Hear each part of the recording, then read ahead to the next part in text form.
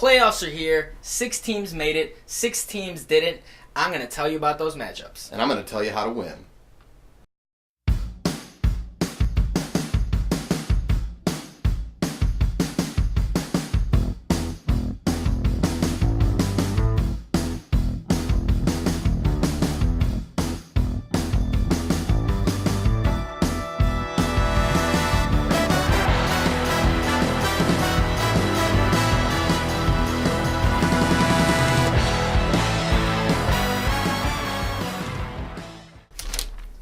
FFA, Week 17. Playoffs are coming up. Dude, what the hell? Why are you so glum? Why acting like this? Well, you know, those 6 teams that made the playoffs, I wasn't one of them. Well, yeah, but not everybody gets to make the playoffs every year. Kind of defeats the purpose. Yeah, It's just tough luck, man. I know, man, but it's got me down this year. I've been so unlucky. So many points against me. I didn't get out of bed till 4 p.m. today. What the heck? What have you been doing? Well, I watched Rudy like 4 times in a row, and, you know, I mean, Oh. it's... Pick yourself up, man. I can't do the show with you like this. I don't know. I don't even know if I even want to do this, you know? Like, man, screw this, I'm out. Dude, come on. I need you. I'll buy you a Happy Meal. How's that sound? Chicken nuggets! Guy wants chicken nuggets. Fine. Chicken nuggets. Fine. Hey, Lou, we're rolling. Oh, crap, man. Hand me my paper. My paper, not my papers. Oh, shit, sorry. Thank you. Fantasy Footballers Anonymous, without further ado, brought to you guys from the Funny Guys Media and Fantasy Footballers Anonymous, here we bring to you your playoff bracket.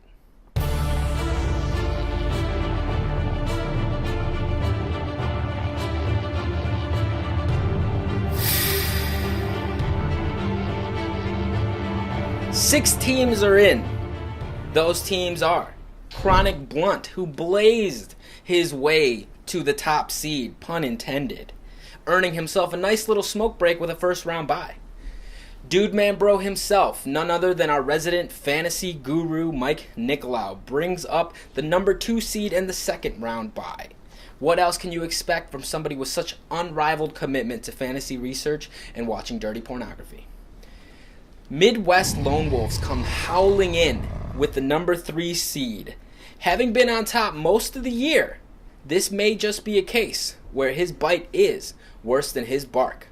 Stark Voltage Doug Darling bringing up the 4 seed, summoning the powers of the God of Thunder himself, Thor, and the Lord of Lightning, Raiden, to get that 4 seed. I say summoning those powers because he did it with 1 QB.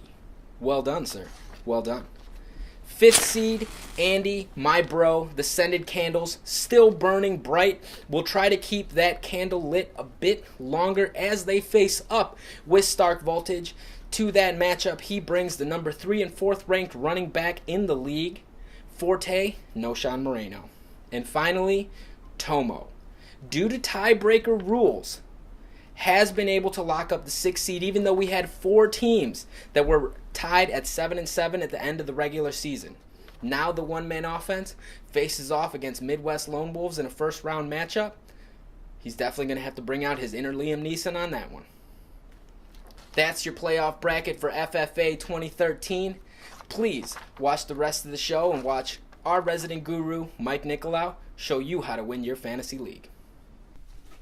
Playoff time is here, everybody. And if you were on the fence last week, paying close attention, there's a lot of things you're going to need to know going into these final 3 weeks. A couple of notable injuries. Obviously, you saw Gronk. That poor guy can't catch a break. Adrian Peterson's hurt. His status is questionable. Minnesota's got nothing to play for. He's probably going to sit out. He's in a walking boot as we speak.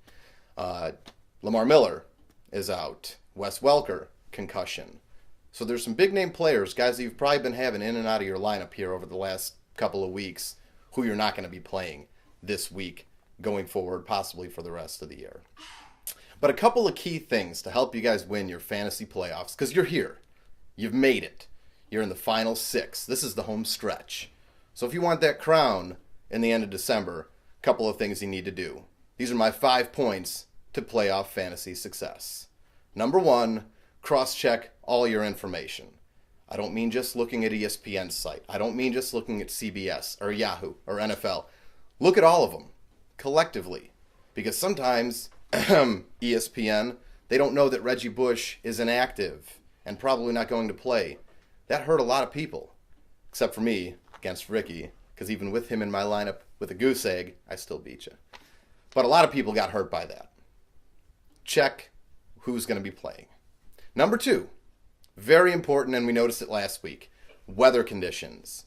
If you had Matt Stafford, if you had Calvin Johnson, if you had any receiver or quarterback in that Philly and Detroit game, you're probably pretty disappointed with the outcome. Weather can play a huge factor in these last couple of games, so pay attention to that and maybe even guide your lineup that way. Play guys that are in warm climates. Play guys that are playing in domes. You wouldn't think it's going to have that much of an impact on quarterbacks and receivers, but if they're playing in a blizzard, it does. Point number 3, stick with teams that are in playoff contention. Those are the ones who are playing at 110%. Those are the ones, they're pulling every trick out of the book. They're going hard because they need to. Because unlike them, they're actually playing for a real playoff berth into the real NFL playoffs. So they're trying. The guys on teams that aren't really in contention might not really be going for anything. The Redskins might bench RG3. If that happens, I like Kirk Cousins and all, but what can you expect out of that team? Minnesota, out of playoff contention. What can you expect out of them? It's hard to say. So stick with guys that are on teams, even if they're in the hunt. Doesn't mean they have to have a playoff berth or anything like that clinched. Stick with guys that are in the hunt. Point number 4, home versus away. We see it make a huge difference at fields like Seattle, New Orleans. But right around this time of year, everywhere it matters. Seattle, for example, has 2 home games to end the year. Do you want to play anybody on Arizona or St. Louis in weeks 16 and 17, respectively, when they're playing there? Probably not. So keep that in mind, too. Home field advantage is a big, big factor here in the fantasy playoffs. And my 5th and final point, to win your fantasy championship, go with the hot hand. Go with the guy who's tearing it up right now. The offense likes it. They see that it works. It's working for the team. Defenses can't stop it. Shane Vereen, for example. The guy's played 5 games. He has the 12th most targets among running backs in 5 games. Josh Gordon, 125 yards and a touchdown in 4 straight games. Wes Welker, out. So what does that mean? Eric Decker, 8 catches in his last 2 games. He's going to be getting a lot more love coming up in the next couple weeks. Even guys that you wouldn't think of. Okay, those guys are big name guys. You're going to play them anyway. But what about a guy like Emmanuel Sanders? Touchdowns in 3 straight games. Ben Roethlisberger's on fire right now, and he's weatherproof. A guy like him is sneaky. Jericho Cotchery, same team. 7 touchdowns in his last 6 games. So they're not your atypical guys, your A-list and B-list players, but they're guys who are getting it done right now.